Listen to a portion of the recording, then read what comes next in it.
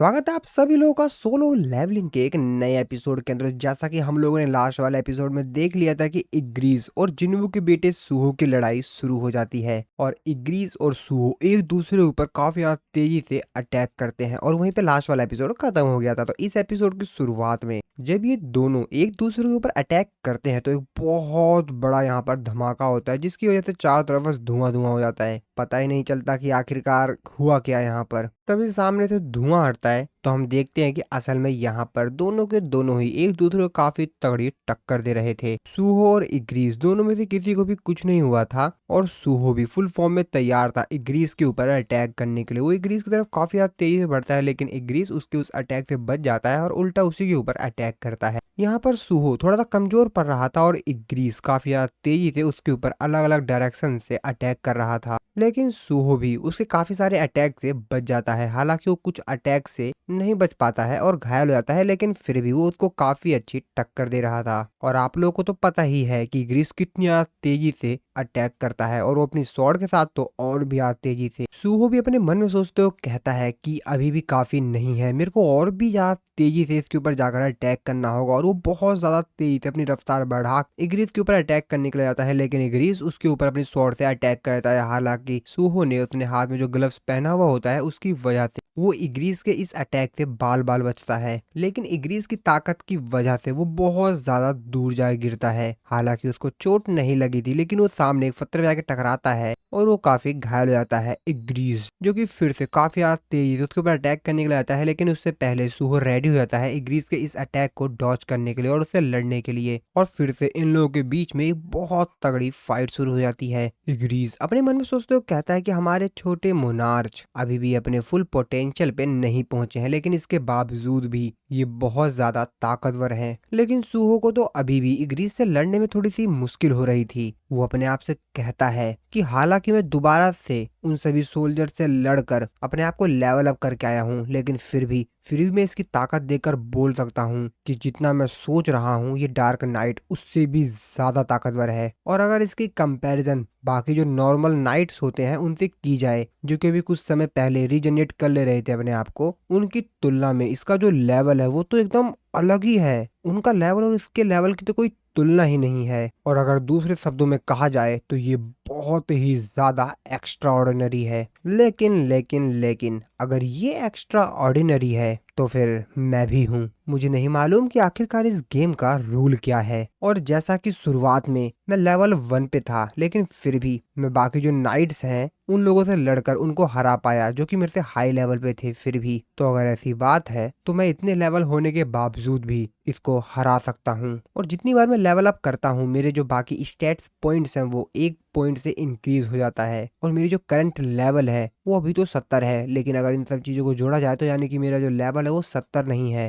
ये दिख रहा है 70, लेकिन अगर तुलना की जाए तो शायद ये 110 है। और फिर इसके बाद सूहो बहुत ज्यादा तेजी से एक पंच हिट करता है ग्रीस से, जिसकी वजह से ये ग्रीस थोड़ा सा पीछे चला जाता है। और तभी सूहो के स्क्रीन पर उसको नोटिफिकेशन देके बताया जाता है कि जैसा कि लिटिल मोनार्च जितने भी पावर्स है वो मोनार्च ऑफ शैरो से इनहेरिट की गई है, उनसे मिली है, और इसी वजह से आपकी जो एबिलिटीज है वो 40 पॉइंट से बढ़ा दी गई है। तो दोस्तों एक्चुअल में यहाँ पर सूहो को जिन्हों से जो पावर्स मिली हुई है उसकी वजह से काफी ज्यादा फायदा हो रहा है। सूहो ने इग्रीस के ऊपर ये वाला जो अटैक किया था वो थोड़ा सा ज्यादा ताकतवर था, जिस वजह से इग्रीस पीछे जाके गिरता है और उसे भी लगता है कि अब उसको अपनी असली पावर और फुल फॉर्म दिखाना होगा। और सूहो काफी ज्यादा तेज थे इग्रीस के ऊपर दोबारा से अटैक करने के लिए जाता है, लेकिन उससे पहले इग्रीस रेडी था उससे दोबारा से फाइट करने के लिए। लेकिन सूहो फिर से उसको एक काफी तगड़ा पंच हिट करता है, जिसकी वजह से इग्रीस थोड़ा सा और पीछे चला जाता है। इग्रीस भी थोड़ा सा घायल हो गया था। वो अपने मन में सोचते हुए कहता है कि हमारे जो लिटिल मोनार्च हैं उनके पास काफी ज्यादा बेहतरीन पावर्स हैं, और जैसा कि ये हमारे किंग के बेटे हैं, और जैसा कि हमारे किंग एक काफी बड़े लेवल के एस रैंक के हंटर्स थे जिन्होंने इतिहास में बहुत कुछ किया है, और उनके पास काफी ज्यादा अमाउंट में माना और टैलेंट था। तो अब जैसा कि इनके बेटे ने उनकी सारी पावर को इनहेरिट कर लिया है तो अब इनके पास भी वो सब चीजें आ चुकी हैं। हालांकि अभी इनको मालूम नहीं है कि आखिरकार इनके पास कितनी ज्यादा पावर है, और मैं इस चीज के ऊपर तो बिल्कुल भी विश्वास ही नहीं कर पा रहा हूँ कि अभी भी ये उस लेवल तक नहीं पहुंचे हैं, लेकिन फिर भी ये काफी अच्छी मेरे को टक्कर दे पा रहे हैं। और फिर सुहो एक बहुत ऊंची जंप मारता है और काफी ज्यादा तेजी से ग्रीस के ऊपर अटैक करने के जाता है, और ग्रीस बस कहता है कि लिटिल मोनार्च, आपने तो मेरे को पहले ही हरा दिया है। और वो ग्रीस के ऊपर अटैक करता है, जिसकी वजह से ग्रीस वहां से खत्म हो जाता है, यानी कि वो डिसअपेयर होकर वहां से गायब हो जाता है। अब इस चीज को देखकर तो सुओ बहुत ही ज्यादा खुश हो जाता है, बहुत ज्यादा जोश में चिल्लाते हुए कहता है कि मैं जीत गया, मैं जीत गया। और उसका काफी ज्यादा तेजी से लेवल अप होता है, वो भी बहुत ज्यादा तेजी से। ग्रीस को उल्टा सीधा कहने लगता है कि फाइनली आखिरकार मैंने इस बास्टर्ड को हरा ही दिया, मैं जीत गया, मैं जीत गया। हालांकि इसको सारी कहानी पता नहीं है, पता लगेगी तो शायद इसका ऐसा रिएक्शन नहीं होता, वो तो बात की बात है। और तभी सुहो के बगल में फिर से एक गेट ओपन होता है। इस चीज को देखकर सुहो सोचता है कि अब ये क्या सीन है, क्या वैसे ये एग्जिट है क्या, या ये फाइनल राउंड होगा, पता नहीं क्या होगा। और फिर सुहो उसके अंदर चला जाता है, और जैसे ही वो जगह पे पहुंचता है तो वहां का नजारा देखकर काफी ज्यादा हैरान होता है, क्योंकि क्योंकि क्योंकि उसके सामने था डेमोन कैसल। वो कहता है कि इस जगह को इतनी आग क्यों लगी हुई है, चारों तरफ बस आग के लपटे ही लपटे हैं, यहाँ का सीन चल रहा है। अब वो अपने मन में सोच रहा होता है कि यार अभी जगह पर आ तो गया ही हूँ, देख लेता हूँ कि क्या होगा। और इसीलिए वो सबसे पहले लेवल पे जाता है, जहाँ पर उसको एक बहुत बड़ा सा मॉन्स्टर दिखाई देता है, जिसके 3 सिर थे। अब इस चीज को देखकर तो सोच रहा होता है कि ये क्या है, और वो उसके ऊपर अटैक करने की सोचता है। हालांकि वो मॉन्स्टर भी इसके ऊपर अटैक करने की सोचते हैं, लेकिन तभी तभी वो सुहो के अंदर से आ रही जो उसकी माना होती है उसको सेंस कर लेते हैं, और उनकी हालत खराब हो जाती है, और वो सुहो के साइड से निकल जाते हैं। अब इस चीज को देखकर तो सुहो भी थोड़ा सा कंफ्यूज होता है कि क्या है ये लोग, मुझे लगा था कि ये मॉन्स्टर है, लेकिन यार ये स्टैचू लग रहे हैं क्या, पता नहीं क्या है। और वैसे भी इनके शरीर में भी आग लगी हुई है, यहाँ पर हर चीज जलती रहती है क्या। और वो बेचारा मॉन्स्टर डर के मारे वहां से निकल रहा होता है, उसका शरीर तो कांप रहा होता है, क्योंकि इससे पहले ये पिट चुका है ना जिन्वू से, तो उसे पता है। और तभी सुहो आगे जाता है तो उसको वहां पर एक गेट दिखाई देता है। अब इस चीज को देखकर वो कहता है कि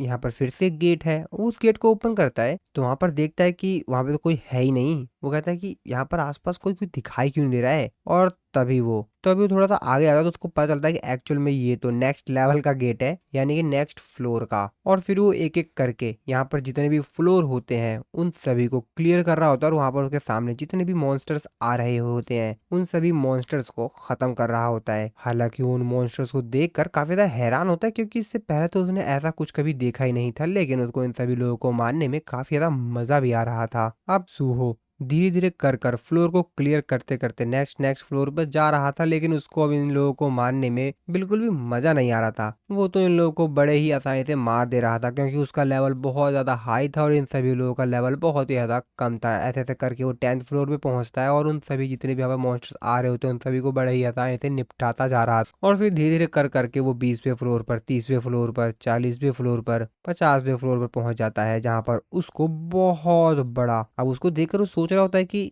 अबे इसको तो देखने से ही बहुत ज्यादा कमजोर लग रहा है, ये 50वें फ्लोर पे क्या कर रहा है। और बाकी फ्लोर्स के जो बॉसेस थे उनको तो मैं बस कुछ पंच ही मार रहा था और उनको खत्म कर दे रहा था। यार ये वाला किंग तो बड़ा बोरिंग सा लग रहा है, मैं नहीं मारूंगा इसको। और फिर वो वहां से जाने लगता है, लेकिन वो किंग जो होता है इस फ्लोर का वो उसके ऊपर अटैक करता है। अब इस चीज को देख कर तो सुहो कहता है अबे ये इतनी स्पीड से कैसे अटैक कर रहा है बे। हालांकि वो उसको भी मार कर नेक्स्ट फ्लोर पर चला जाता है, और ऐसे करते करते वो टोटल 87 फ्लोर को ऑलरेडी ही क्लियर कर चुका होता है। अब वो यहाँ पर 100th फ्लोर पर जाता है। सो उसके नीचे के जितने भी फ्लोर होते हैं वो बहुत तेजी से उसने खत्म कर दिए थे। तो यहाँ पर वो सभी मॉन्स्टर्स मिलते हैं जो कि जिन्वू के टाइम पर डेमोन कैसल में मिले थे, तो वो तो आप लोगों को याद ही होगा। और फिर फाइनली वो 100th फ्लोर पर पहुंच जाता है। वहां पर पहुंचने के बाद वो कहता है कि फाइनली मैं इस फ्लोर पर तो पहुंच चुका हूँ, तो मेरे को लगता है कि अब इस फ्लोर को क्लियर करने के बाद सब कुछ खत्म हो जाएगा। हालांकि ये लास्ट फ्लोर है तो इसको क्लियर कर पाना इतना आसान भी नहीं होगा। तभी वो अपने सामने एजिल को देखता है। इस चीज को देखकर वो कहता है कि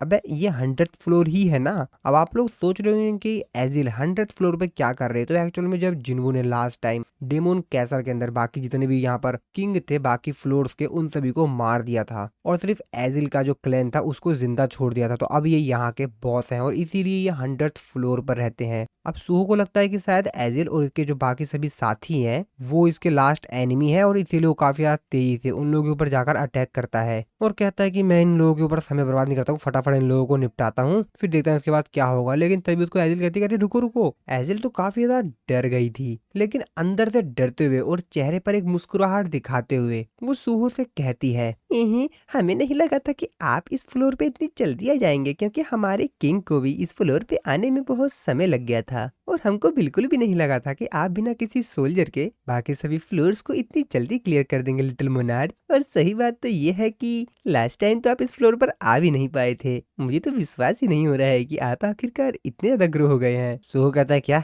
लास्ट टाइम मतलब? एजिल उससे कहती है कि अरे नहीं नहीं नहीं नहीं कुछ नहीं कुछ नहीं कुछ नहीं। एजिल उसको अपना इंट्रोडक्शन देते हुए बताती है कि मैं हूँ एजिल, सबसे पावरफुल रेडू क्लेन की बेटी, आपका फाइनल स्टेज में स्वागत है। सूहो कहता है कि वेट वेट वेट वेट, क्या ये ऑलरेडी खत्म हो चुका है क्या? इसके आगे कोई और स्टेजेस नहीं है, मतलब और कोई लेवल नहीं है? एजिल उससे कहती है कि नहीं नहीं नहीं नहीं, हमारी तरफ से ये एंड ही है। असल में यहाँ पर एक स्टेज हुआ करता था यानी कि लेवल जिसका नाम था डेमोन किंग। और जैसा कि जिन्होंने लास्ट टाइम बाकी सभी क्लेन्स को निपटा दिया था तो इन्हीं का क्लेन बचा हुआ था और इसी वजह से ये लोग टॉप पर आ गए हैं। तो वही एजिल इसको बता देती है जिसके बाद एजिल सूहो को सारे फ्लोर क्लियर करने के लिए उसको कॉन्ग्रेचुलेशन देती है और उससे कहती है कि मेरे फादर ने, मेरा मतलब है कि हमारे क्लेन के जो हेड है, उन्होंने आपके लिए एक बहुत अच्छी सेलिब्रेशन रखी है तो आप उसको ज्वाइन क्यों नहीं करते हैं? तभी सूहो के बगल में जो एक पोर्टल गेट सा ओपन होता है उसको देखते हुए कहता है कि तुमने कहा था कि ये तो एंड है लेकिन फिर वो क्या है? जिस पे एजिल उसको बताती है कि ये गेट है जो कि तुमको डेमोन केसल के दूसरे जो बाहर के स्पेस है, जो दूसरी बाकी जगह है, वहां पे ले जाएंगी। सूहो कहता अच्छा गेट है क्या? अब उसको देखते हुए सूहो कहता अच्छा तो इन सब चीजों को गेट्स कहते हैं। गेट, ये मेरे को दूसरी जगह पे ले जाएगी। ये तो काफी अच्छा सुनाई दे रहा है, चलो देखते हैं क्या है। और फिर वो एजिल को बाय बोलकर वहां से जाने लगता है। एजिल उसको यहाँ पर रोक देती है और उसको कहती है कि आपकी जो स्वागत की तैयारी थी वो तो पहले सब कुछ हो चुकी है, अब आप जा क्यों रहे हैं? सो उससे कहता है कि देखो सबसे पहले तो मेरे को पता नहीं है कि तुम लोग डेमोन्स लोग क्या खाते हो और ऊपर से यार मैं ड्रिंक व्रिंक भी नहीं करता हूँ, अभी मैं काफी ज्यादा यंग हूँ। अरे चिंता मत करो, मैं यहाँ पर दोबारा से आऊंगा ना जब, तो मैं तुम्हारी उस पार्टी को ज्वाइन कर लूंगा। अब इस चीज को देखकर तो एजिल सोच रही होती है कि ठीक है लेकिन दोबारा आएंगे। और फिर उसका चेहरा बन जाता है, वो कहती है कि वेट, शैडो मोनाच ने भी प्रॉमिस किया था कि वो वापस आएंगे लेकिन वो कभी भी वापस नहीं आए। तो एक्चुअली ये जिनू की बात कर रही होती है क्योंकि जिनू जब लास्ट टाइम डेमन कैसल से गया था तो उसने एजल से प्रॉमिस किया था कि वो भी वापस आएगा कभी, लेकिन वो अभी तक तो वापस नहीं आया है। और फिर सुबह वहां से जाने लगता है और उससे कहता है कि अच्छा एजल तुमने बताया था कि तुम्हारे क्लैन का नाम है रेड रू क्लैन, ठीक है ठीक है ठीक है, मैं इस नाम को याद रखूंगा। और ऐसा कहकर फिर बाय बोलकर वहां से चला जाता है। अब एजल बेचारी क्या ही कर पाती, अब वो तो इनको रोक नहीं सकती है, तो वो एक स्माइल के साथ सूहो को भी वहां पे बाय बोलती है। और फिर सुहो उस गेट के थ्रू अब दूसरी जगह पर जाने के लिए तैयार होता है। वो उस गेट में एंटर करता है और एक दूसरी जगह पे जा रहा होता है, पर उसके मन में चल रहा होता है कि कहीं कोई ट्रैप वगैरह तो नहीं है ना, पता नहीं क्या है यार ये। और फिर वो एक दूसरी जगह पर ही पहुंच जाता है। वहां पर पहुंचने के बाद वो चारों तरफ देखता है तो उसको बस कुछ आंखें दिखाई दे रही होती है। वो कहता है कि अभी इतनी सारी आंखें क्या है? और जब उसको साफ साफ दिखाई देता है कि आखिरकार ये क्या है तो देख के काफी ज्यादा हैरान होता है। कहता है कि भाई भाई ये क्या है यार? अब तो एक्चुअल में ये सभी की सभी एंट्स थी, जिसको देखकर तो सुहो का मूड खराब होता है। वो कहता है कि भाई अब ये क्या है यार, हद है यार, मैं इस जगह पर आया अबे इन लोगों से लड़ने के लिए। तभी वो अपने साइड में देखता है तो काफी सारे जो एंट्स होते हैं वो मरी हुई होती हैं। अब इस चीज को देखकर तो सुहो भी कह रहा था ये क्या है, लेकिन तभी वो सारे सारे जो एंट होते हैं वो सुहो के ऊपर अटैक करते हैं। अब सुहो बेचारा अपनी जान बचा के वहां से भागने लगता है। वो कहता है कि भाई इतनी बड़ी बड़ी और इतनी सारी एंट्स ये कहाँ से आ गई? लेकिन फिर सुहो सोचता है कि अब इनको मारना तो पड़ेगा ही यार। और फिर वो एक एक करके यहाँ पर जितनी भी एंट्स आ रही होती है उन लोगों को निपटा कर खत्म कर रहा होता है। अब सुहो ऐसा इसलिए भी कर रहा होता है क्योंकि उसका लेवल अप भी हो रहा है साथ में, तो उसे मजा भी आ रहा था कुछ करने में। और फिर एक एक करके वहां पर जितने भी एंड्स होता है उन सभी को खत्म कर रहा होता है। और फाइनली सुहो 94 लेवल पे पहुंच गया होता है। उसने यहाँ पर लगभग सारी एंड्स को मार दिया होता है और उसके सामने बस एक आखिरी एंड बची हुई होती है। अब उसको देखते हुए सुहो को सोच रहा होता है कि चलो ठीक है, बाकी सबको तो मैंने मार दिया है, इसको भी खत्म ही कर देता हूँ। और तभी उसके सामने एक डोर दिखाई देता है। वो कहता है कि चलो फाइनली मैंने इन सभी को तो मार दिया है और अब मैं इस डोर के अंदर एंटर कर सकता हूँ। और जैसे उस डोर के अंदर जाता है तो उसके सामने आता है बेरू। जी हाँ दोस्तों, तो जैसा कि बेरू एंड किंग है, तो अभी जो सुहो ने पीछे जो एंड्स को मारा था उनको हराने के बाद इसको बेरू से ही लड़ना होगा। सुहो अपने मन में सोचते हो कहता है कि यार ये रूम देखा जाए तो बहुत ज्यादा बड़ा है और इसी वजह से यहाँ का जो बॉस होना चाहिए था वो भी इसको भी मतलब बहुत बड़ा होना चाहिए साइज में, ये तो छोटा सा है। तो वो यहाँ पर बेरो की बात कर रहा होता है। सूहो कह रहा होता है कि इस पूरे रूम में सिर्फ ये इकलौता ही मॉन्स्टर है क्या, ये किंग भी है कि नहीं? लेकिन एक मिनट, अबे ये रो क्यों रहा है? लेकिन तो एक्चुअल में बेरू सूहो को देखकर रोने लगता है क्योंकि उसकी जो पुरानी यादें थी वो ताजा हो गई थी। लेकिन फिर बेरू सूहो के ऊपर अटैक करता है क्योंकि उसके पास कोई दूसरा ऑप्शन है भी नहीं और फिर सूहो भी उससे लड़ने लग जाता है। हालांकि बेरू सूहो के ऊपर पूरा परफेक्ट अटैक्स नहीं कर रहा था। जैसे ही बेरू को लग रहा था कि सूहो घायल हो सकता है उसके अटैक से, तो वो उस अटैक को सूहो से दूर कर ले रहा था और बस उसको आराम से मारने की ही कोशिश कर रहा था। लेकिन सूहो तो उसको काफी ज्यादा तेजी से अटैक कर रहा था उसके ऊपर, क्योंकि सूहो को तो असलियत कुछ पता ही नहीं है। हालांकि बेरू हर बार सूहो के ऊपर अटैक कर रहा था, लेकिन जैसे वो सूहो के एकदम करीब जाके उसके ऊपर अटैक करता जिससे वो काफी ज्यादा घायल हो जाता, वो उस अटैक को रोक लेता है। अब सूहो भी इस बात से बड़ा कंफ्यूज था कि आखिरकार ये मॉन्स्टर मेरे ऊपर परफेक्ट अटैक कर भी नहीं रहे और ऊपर से वो रो रहा है, अबे चल क्या रहा है, और ये मेरे ऊपर पूरी ताकत से भी नहीं लड़ रहा है, अबे क्या हो रहा है ये, वो काफी ज्यादा कंफ्यूज था। हालांकि सूहो को मालूम नहीं है कि वो ऐसा क्यों कर रहा है, लेकिन हम लोग को तो मालूम है ना। और जैसे ही बेरू थोड़ा सा घायल हो जाता है तो अपने आप को हील कर लेता है और फिर से सूहो के ऊपर जाकर अटैक करता है। हालांकि सूहो उसके इस अटैक से बच जाता है और बेरू भी यहाँ पर सूहो से पूरी ताकत के साथ नहीं लड़ रहा था और इसीलिए सूहो उसके अटैक से काफी आसानी से बच पा रहा था। और ऊपर से वो बेचारा रो भी रहा था, उसकी आंखों में से आंसू आ रहे थे। लेकिन सूहो अभी भी कंफ्यूज था कि भाई चल क्या रहा है यहाँ पर। वो सोच रहा होता है कि ये एंड चाहता क्या है, मेरे ऊपर ढंग से अटैक भी नहीं कर रहा है, रो भी रहा है, अबे क्या चल रहा है यहाँ।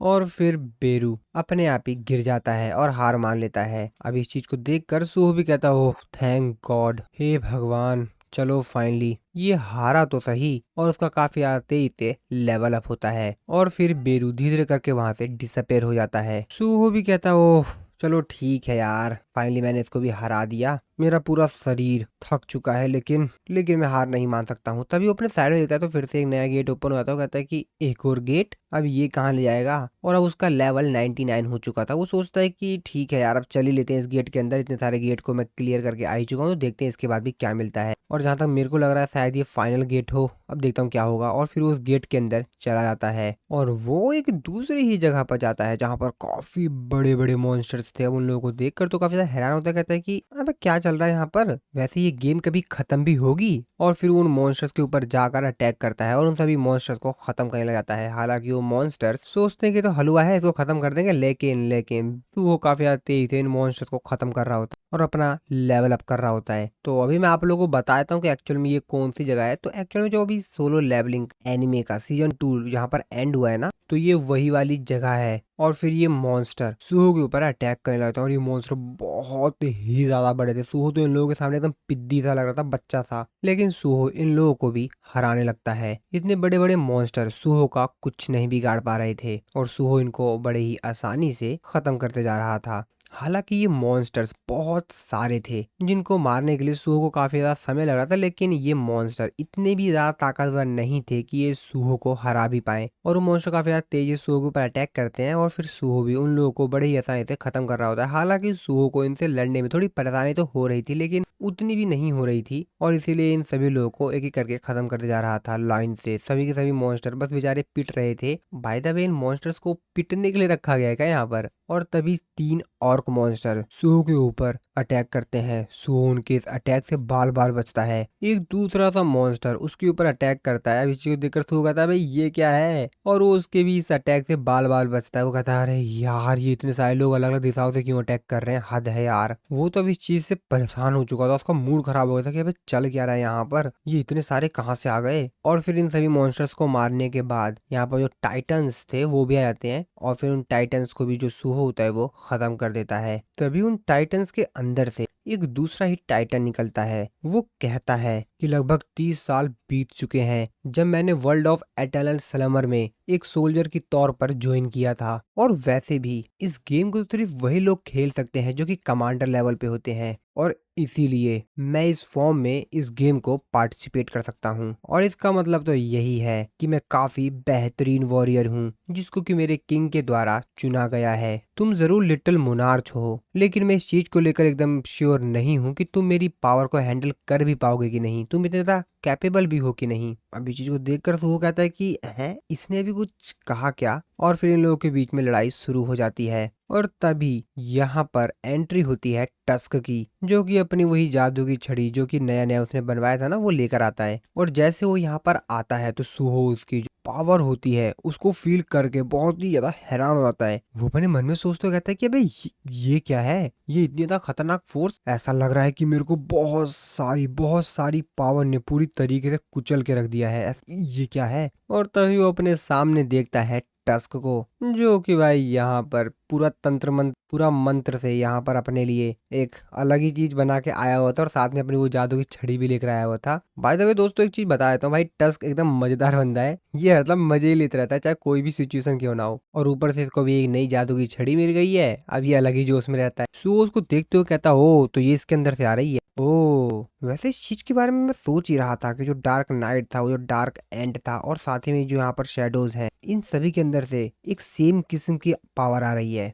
मुझे तो समझ में नहीं आ रहा है कि ये सब कुछ हो क्या रहा है आखिरकार। मेरे को ऐसा लग रहा है कि ये सारे के सारे मॉन्स्टर्स एक ही जैसे हैं, बस इनकी शक्ल ही तो चेंज हो रही है, बाकी इनके अंदर से जो पावर्स निकल रही है वो तो सेम सी लग रही है मेरे को। और तभी टस्क अपनी थोड़ी सी पावर इस्तेमाल करके सुहो को जमीन में दे मारता है, जिस वजह से बेचारा जमीन के अंदर चला जाता है। सुहो सोच रहा होता है कि अबे मैं इसको हरा भी पाऊंगा, क्योंकि असल में यहाँ पर टस्क के बगल में 3 बड़े बड़े मॉन्स्टर्स भी आ गए थे, और ये मॉन्स्टर अलग ही लेवल के लग रहे थे। सुहो को देखते हुए कहते हैं कि अबे चल गया रहा यहाँ पर, मैंने कुछ गलत सोच लिया था क्या यार, भाई क्या चल रहा है यहाँ पर ये 3 मॉन्स्टर अबे इतने खतरनाक, और वो सभी के सभी सुहो के ऊपर एक बहुत बड़ा फायर अटैक करते हैं। लेकिन तभी सुहो उस जगह से काफी ज्यादा तेजी से हट जाता है और सीधा जाकर इन मॉन्स्टर्स के ऊपर अटैक करता है, यानी कि इन ड्रैगन्स के ऊपर। सुहो उनके आग के लपटों से बचते बचाते दूसरे मॉन्स्टर्स के ऊपर भी जाता है और उन लोगों के ऊपर भी अटैक करता है, क्योंकि उसके पास कोई दूसरा ऑप्शन तो है भी नहीं ना। और फिर वो काफी ज्यादा तेजी से जंप मारता है और इन लोगों के ऊपर जाकर अपने पंच से हिट करता है, जिसकी वजह से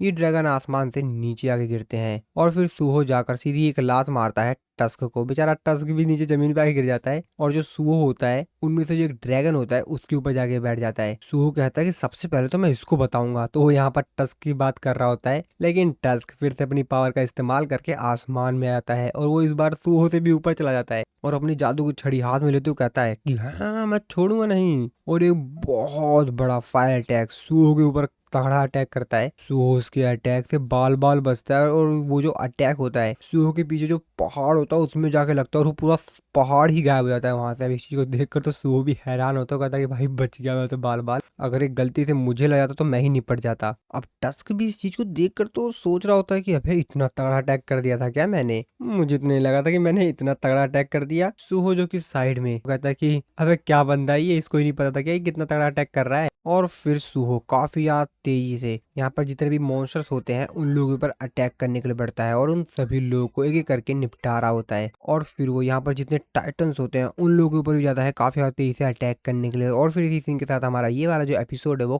खत्म हो जाता है। और हाँ दोस्तों, अगले कुछ एपिसोड्स में हम लोग देखेंगे कि एक्चुअल में सुहो अपने फादर यानी कि जुनवू से ही फाइट करेगा, तो वो सब तो हम लोग नेक्स्ट एपिसोड में देखेंगे। आई होप आप लोगों को वीडियो अच्छी लगी होगी, तो मिलता हूँ मैं आप लोगों को अपनी नेक्स्ट वीडियो में।